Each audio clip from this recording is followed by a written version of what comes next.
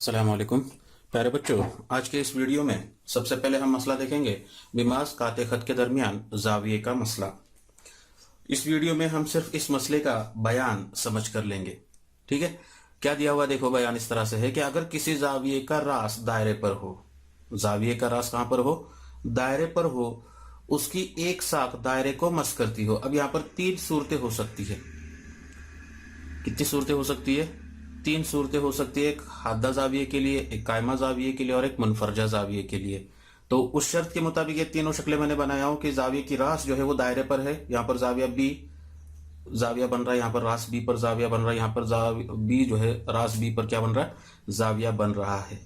ठीक है, तो ये जाविये की रास हो गई दायरे के ऊपर, उसकी एक साख दायरे को मस करती हो। यहाँ पर खत बीसी जो है दायरे का मिमास है, यहाँ पर भी है, यहाँ पर भी है, और दूसरी दायरे को दो नुकात पर कता करती है। अब ये दूसरा खत मैंने लिया, यहाँ पर ए बी दायरे को दो नुकात पर कता कर रहा है, यहाँ पर ए बी दो नुकात पर कता कर रहा है, ए बी दो नुकात पर कता कर रहा है। इस तरह से अगर होता है तब उस जाविये की पैमाइश, तो यहाँ पर ये बनने वाले जाविये की पैमाइश, ये जाविये की पैमाइश और ये जाविये की पैमाइश, ये तीनों जाविये की पैमाइश, ठीक है, उसकी मकतुआ कौस की पैमाइश का निस्फ होती है। अब यहाँ पर ये पहली सूरत में देखेंगे तो जाविये के अंदरोन में ये कौस है, बराबर है। यहाँ पर देखे तो ये मकतुआ कौस होगी उसकी, और ये देखे तो ये मकतुआ कौस होगी उसकी, बराबर है। तो ये तीनों सूरतों में जाविया ए बी सी की पैमाइश बराबर 1/2 M cos B A x B, M cos A x B. तो इतना तुमको ध्यान में रखना है कि अगर एक निमाज दिया हुआ है और एक काते खत दिया हुआ है और उनके जरिया अगर जाविया बनता होगा, फिर वो हादा जाविया हो, कायमा जाविया हो या फिर मुनफरजा जाविया हो, तो तीनों सूरतों में बनने वाले जाविये की पैमाइश उसकी मकतुआ कौस की पैमाइश का क्या होती है, निस्फ होती है। ये मसले का बयान जो है आपको क्या करना है, याद रखना है। अगला मसला इस तरह से है कि दायरे के मिमास और नुक्ते तमास से खींचे हुए वितर का दरमियानी जाविया। अब यहाँ पर ये क्यू आर जो है ये उसका मिमास है, ठीक है, और उसका क्यू जो है ये तिमासी नुक्ता, और ये तिमासी नुक्ते से हमने वितर खींचे, वितर पी क्यू, ठीक है, उनका दरमियानी जाविया यानी ये जाविया, ठीक है, उसी जाविये के मकतुआ कौस के। अब ये जाविये का मकतुआ कौस कौन सा होगा, ये कौस होगा, बराबर है। उसी जाविये के मकतुआ कौस के मुखालिफ कौस में बनने वाले, अब इसके मुखालिफ कौस हो गई कौस पी टी क्यू, ये उसकी मुखालिफ कौस हो गई, उस कौस में बनने वाले कौसी जाविये के मसाब। कौसी जाविया कौन सा हो गया उसके अंदर, पी टी क्यू, यानी ये जाविया हो गया। तो ये दोनों जाविये कैसे होते हैं, मुतमासिल होते हैं। कैसे होते हैं, मुतमासिल होते हैं। कौन से जाविये, जाविया पी क्यू आर, ये मुतमासिल होगा जाविया पी टी क्यू के। बात ध्यान में रखें, ठीक है। आसानी से आप इसका मसला साबित करके बता सकते हैं कि जाविया पी क्यू आर, ये शक्ल ऐसे है, ये थोड़ा है ना, ऐसा फर्ज करो तो ये पी क्यू आर, ये जाविया ऐसा है, यानी वहां पर मिमास काते खत के दरमियान जाविये के मसले की बिना पर उस जाविये की पैमाइश उसकी मकतुआ कौस की, अगर ये एक्स लिया मैंने तो ये मकतुआ कौस हो गई पी एक्स क्यू, तो ये मकतुआ कौस की पैमाइश का क्या होगी, निस्फ होगी। उसी तरह से जाविया पी टी क्यू, ये जाविया कौसी जाविया है, और कौसी जाविये की पैमाइश उसकी मकतुआ कौस की पैमाइश का क्या होती है, निस्फ होती है, यानी M cos P X Q का निस्फ होगी, बराबर है। दोनों की दाहिनी जानिब मसावी है, मसावत 1 मसावत 2 ऐसे नंबर देंगे। दोनों की दाहिनी जानिब मसावी है तो दोनों की बाई जानिब भी कैसे होगी, मसावी होगी, और इसलिए जाविया पी क्यू आर मुतमासिल होगा जाविया पी टी क्यू के। अगला मसला इस तरह से है कि वितरों के दाखिली तकाते का मसला, कि अगर किसी दायरे के दो वितर एक दूसरे को दायरे के अंदरून में कता करे, यहाँ पर दो वितर लिया मैंने पी आर और क्यू एस, ये क्या कर रहे, दायरे के अंदरून में कता कर रहे, तो एक वितर के दो हिस्सों की लंबाइयों का हासिल ज़र्ब। अब एक वितर मैंने लिया, समझो पी आर, ये मैंने एक वितर लिया, तो उसकी दो हिस्सों की लंबाई होगा। अब यहाँ पर दोनों अंदरून में कता करने की वजह से वितर के दो हिस्से हो गए, एक हिस्सा हो गया पी और दूसरा हिस्सा हो गया ई आर, बराबर है। उन दोनों का हासिल ज़र्ब आएगा पीई ज़र्ब ई आर, बराबर है। ये क्या होता है, अंदरून में कता करे तो एक वितर के दो हिस्सों की लंबाइयों का हासिल ज़र्ब दूसरे वितर के दो हिस्सों की लंबाइयों के हासिल ज़र्ब के मसावी होता है। अब दूसरा वितर है क्यू एस, उसके दो हिस्से हुए क्यू ई और ई एस, तो उन दोनों का हासिल ज़र्ब क्यू ई ज़रब ई एस, उनके क्या होता है, वो हासिल ज़र्ब मसावी होते हैं। कैसे होते हैं, मसावी होते हैं। बस इतना तुमको याद रखना है कि अगर दो वितर एक दूसरे को दायरे के अंदरून में कता करे तो दायरे के पहले वितर के दायरे के दो हिस्सों का हासिल ज़र्ब दूसरे वितर के दो हिस्सों के हासिल ज़र्ब के क्या होते हैं, मसावी होते हैं। अगर उसको साबित करना है तो आप आसानी से उसको साबित भी कर सकते हैं। उसके लिए हमें करना क्या होगा, तो यहां से P और Q को जोड़ना होगा यहाँ पर, और उसी तरह से S और R को जोड़ना होगा, है ना। और मैंने मुशाबिहत में हमने देखे कि अगर इस तरह से हमें कतात का हासिल ज़र्ब अगर बताना है, 4 कतात का हासिल ज़र्ब, बाई जानिब में 2 कतात का हासिल ज़र्ब और दाहिनी जानिब में 2 कतात का हासिल ज़र्ब जब साबित करने के लिए आएगा तो समझ जाना है कि वहां पर हमें 2 मुसल्लसों को मुशाबा साबित करना है। ये मैंने उस वक्त भी बताया था आप लोगों को, बराबर है। तो यहाँ पर 2 मुसल्लस मिलेंगे हमें, मुसल्लस PEQ और मुसल्लस SER। ये 2 मुसल्लस मिलेंगे जिसमें जाविया E मुतमासिल होगा जाविया E के, क्यों, क्योंकि मुतकाबिला जाविये है, बराबर है। और उसके बाद में जाविया QPE यानी ये जाविया ये मुतमासिल होगा जाविया S के, क्यों, क्योंकि ये एक ही कौस के कौसी जाविये है, और एक ही कौस के कौसी जाविये कैसे होते, मुतमासिल होते, और इसलिए जाजा आजमाइश की बिना पर ये दोनों मुसल्लस क्या होंगे, मुशाबा होंगे। अब मुशाबा होने के बाद में उनके जिले तनासुब में लेना है, तुम्हें क्या लेना है, तनासुब में लेना है। और लेते वक्त थोड़ा सा ध्यान रखिए आप लोग कि मुसल्लस के नाम लिखते वक्त जो है वो कैसा लिखे, एक से एक की मुताबिकत की बिना पर ही लिखे। जैसे पहले मुसल्लस का नाम अगर मैंने ई से शुरू किया, EPQ, तो जाविया P मुतमासिल जाविया S के, तो ESR, इस तरह से वो मुसल्लस के नाम होंगे।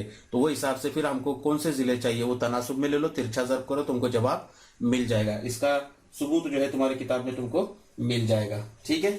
इसके ऊपर मिसालें पूछी जाती है एग्जाम के अंदर कि अगर 4 कतात दिए गए, 4 में से कोई भी 3 कतात की लंबाई तुमको मालूम होगी और चौथे कतात की लंबाई तुमको मालूम करना है, ठीक है।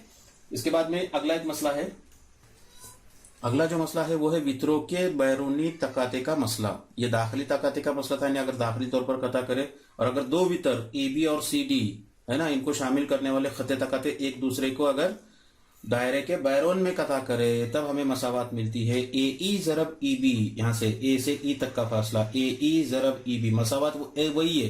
यहाँ पर जैसे हमने लिए थे PE, अगर यहाँ पर समझो ये भीतर AB होता तो ये होता AE ज़रब EB, ऐसे ही होता ना, बराबर है। तो AE ज़रब EB यानी ऊपर की मसावत और नीचे की मसावत सेम है, शक्लें थोड़ी सी अलग अलग है।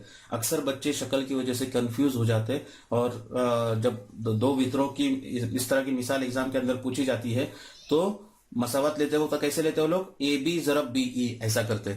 अगर ऐसा करेंगे तो जवाब क्या हो जाएगा तुम्हारा, गलत हो जाएगा, ठीक है। तो A से E तक जाना है तुम्हें, AE ज़रब EB बराबर CE ज़रब ED, इस तरह से समझ में आ रहा ना। इसका भी सबूत अगर देखें तो बहुत ही आसान है। क्या करना है उसके लिए हमें, तो यहां पर C से B को जोड़ना है, C से B को जोड़ेंगे और उसके बाद में A से D को जोड़ेंगे, इस तरह से। अब यहां पर 2 मुसल्लस मिले मुझे, मुसल्लस CBE और दूसरा मुसल्लस मिला मुझे ADE। इन दोनों मुसल्लसों को मुशाबा साबित करना है, आसान है। जाविया E जो है ये मुश्तरिक जाविया है दोनों का, ठीक है। और यहां पर जाविया C, ये जाविया ये मुतमासिल होगा जाविया A के, क्यों, एक ही कौस के कौसी जाविये, एक ही कौस में बनने वाले जाविये है, बराबर है कि नहीं। तो इसलिए जाजा आजमाइश की बिना पर ये दोनों मुसल्लस क्या होंगे, मुशाबा होंगे। अब नाम लेते वक्त कैसे लेना है तुम्हें, कैसे लेना है, एक से एक की मुताबिकत का ख्याल करके हुए लेना है। अगर समझो मैंने A से शुरू किया या फिर A से शुरू किया समझो, तो मुसल्लस ADE और मुसल्लस C, क्योंकि जाविया A को मुतमासिल कौन सा जाविया C है, तो CBE ऐसा मुसल्लस लेंगे हम लोग, ठीक है। और फिर हमें जो जिले चाहिए वो जिले तनासुब में लेंगे, तिरछा ज़र्ब करेंगे तो तुमको ये मसावात वहां पर मिल जाएगी, ठीक है। तो इस तरह से जो है क्या करना है तुम्हें, ये मसले सिर्फ बयानात जो है वो याद रखना है और इन बयानात का इस्तेमाल करके हमें मिसालें हल करनी है। इस सबक का आखिरी मसला है मिमास काते खत का मसला, मिमास काते खत का मसला, ठीक है। अब मिमास काते खत का मसला क्या कहता है कि नुक्ता ई दायरे के बैरून में है। यहाँ पर नुक्ता ई जो है दायरे के बैरून में है। नुक्ता ई से खींचा हुआ दायरे का काते खत, नुक्ता ई से एक दायरे का काते खत खींचे हमने, जो दायरे को 2 नुकात ए और बी पर क्या करता है, कता करता है। और उसी नुक्ते से खींचा हुआ दायरे का मिमास दायरे को नुक्ता टी पर मस करता है। यानी दायरे के बैरून में एक नुक्ता है, वो नुक्ते से हमने दायरे का काते खत खींचे, ठीक है, जो दायरे को 2 नुकात पर कता करेगा, और एक मिमास खींचे जो दायरे को मस करेगा एक नुक्ता टी पर, तब हमें ये मसावात मिलती है। ई टी की दूसरी कुवत बराबर ई ए ज़रब ई बी, मिमासी कता का मुरब्बा यानी ई टी की दूसरी कुवत बराबर ई ए ज़रब ई बी। यहां पर भी बच्चे गलतियां करते, ई ए ज़रब E B, E A ज़रब A B लेते हैं। क्या लेते हैं? मिसालें हल करते वक्त, इसकी भी एग्जाम के अंदर मिसाल पूछी जाती है, ई ए ज़रब ए बी लेते हैं और पर जवाब उनका क्या हो जाता है, वहां पर गलत हो जाता है। तो हमें लेना कैसे है? ई ए ज़रब ई बी, इस तरह से क्या करना है, हमें लेना है। ठीक है, तो ये तमाम मिसालें थे, इनके बयानात मैंने आप लोगों के सामने पेश किया। कुछ मिसालों को, कुछ मसलों को किस तरह से उसको सबूत लिखना है वो भी आप लोगों के सामने पेश किया हूं। उम्मीद है आप लोगों को बात समझ में आ गई होगी। अब इसका इस्तेमाल करके कुछ मिसालें देखेंगे हम लोग, इसका इस्तेमाल करके कुछ मिसालें देखेंगे, जिसमें से मश्क की सेट 3.5 की पहली मिसाल है। पहली मिसाल इस तरह से कि शक्ल में पी क्यू दायरे को नुक्ता क्यू पर मस करती है और नुक्ता क्यू ये तिमासी नुक्ता है। पी क्यू बराबर 12 दिया हुआ है, पी आर बराबर 8 है, तो पी एस बराबर कितना, ये पूरा पी एस मालूम करना है और उसके बाद में आर एस मालूम करना है। ठीक है, हल बिल्कुल आसान। ऊपर ही हमने मसला देखे, मीमांस का देखे, शक्ल दोनों सेम ही है। ठीक है ना, तो वही मसले का इस्तेमाल हमें यहाँ पर करना है। तो थोड़ा सा लिखेंगे हम लोग, पहले यहाँ पर इससे मालूमात देंगे कि शक्ल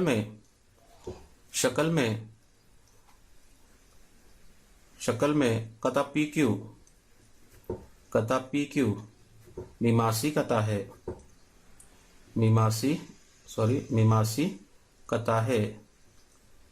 मिमासी कता है और पी आर एस ये काते खत है। ये क्या है? काते खत है। इसलिए मीमांस काते खत के मसले की बिना पर, मीमांस काते खत के मसले की बिना पर मसावत क्या बनेगी?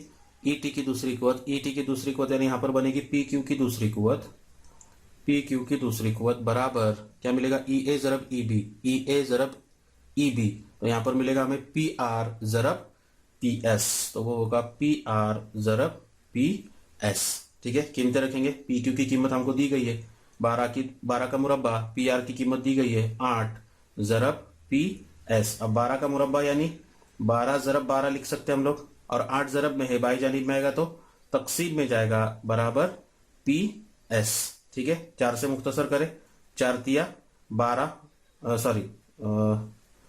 4 2 8, 4 तिया 12, 2 1 2, 2 छक्के 12, और उस पर से पी एस की लंबाई मिलेगी तुमको, पी एस बराबर 3 ज़रब 6 यानी 3 छक्के 18। तो ये कीमत हो गई पहली कीमत, पी एस की कीमत मिली तुमको 18।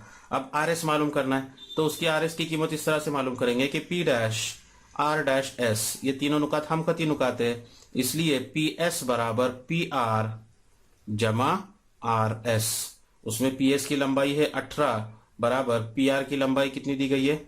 8 जमा आर एस हमको मालूम करना है, इसलिए 18 नफी 8 बराबर आर एस, और इसलिए आर एस की लंबाई मिलेगी 18 नफी 8 यानी कितनी होगी वो? 10। तो इस तरह की मिसालें जो है एग्जाम के अंदर तुमको पूछी जाती है। समझ में आई पहली मिसाल ये? ठीक है, ओके।